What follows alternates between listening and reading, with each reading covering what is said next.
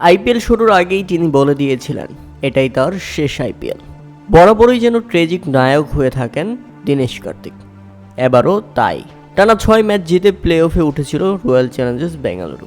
Eliminator ম্যাচে রাজস্থান রয়্যালসের কাছে হার। এবারও আরও একবার স্বপ্নভঙ্গ আরসিবির। আর ম্যাচ শেষে ক্রিকেট ক্যারিয়ারের ইতি টানলেন দীনেশ কার্তিকও। ক্রিকেটকে বিদায় বলে দিলেন তিনি।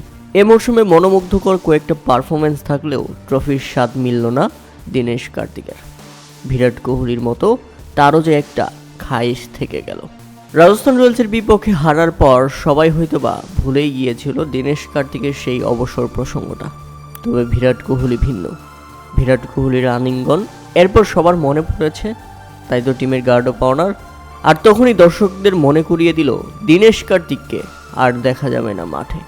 দর্শক, যদি আপনাকে জিজ্ঞেস করা হয় আপনি কোন দলকে সাপোর্ট করবেন, তাহলে অনেক ক্রিকেটাররাই হয়তোবা বলবে আক্ষেপ থাকলেও আরসিবির নামটা নিবে।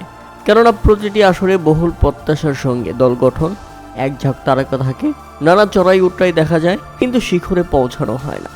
16টি সংস্করণের মতো এবারের গল্পটাও তাই। 17 বছর ধরে আরসিবির আক্ষেপ, প্রথম 8 ম্যাচে কেবল একটি জয়।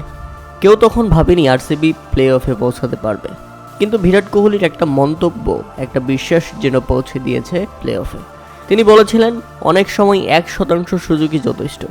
আর সেই মন্ত্রেই টানা 6 ম্যাচ জিতে প্লে অফে পৌঁছে গিয়েছিল আরসিবি। তবে শেষ পর্যন্ত শেষ হাসি হাসতে পারল না আরসিবি। জার্সি নাম্বার 18-র আক্ষেপ বাড়ল, জার্সি নাম্বার 19-এর বিদায়। দর্শকরাও হয়তোবা অনেকেই চোখের জল আটকাতে পারেনি। দীনেশ কার্তিকের কাছে হয়তো স্বপ্নের মরশুম হয়ে থাকতে পারত। শুরু থেকে এমন কিছু ইনিংস খেলেছিলেন যার ফলে তাকে টি-20 বিশ্বকাপ দলে নেওয়ার দাবিটা উঠেছিল। এরপর বিশ্বকাপ দলে অবশ্য জায়গা মেলেনি।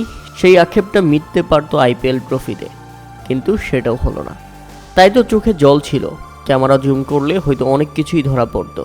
বিরাট কোহলি তাকে যেভাবে সামনে নিয়েছেন, হয়তো চোখের জলগুলো সেখানেই আটকে দিয়েছেন তিনি।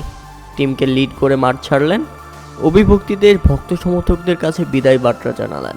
তাকে দ্রুতই দেখা যাবে অন্য ভূমিকায়, সেটা হচ্ছে কমেন্ট্রিতে মাইক হাতে।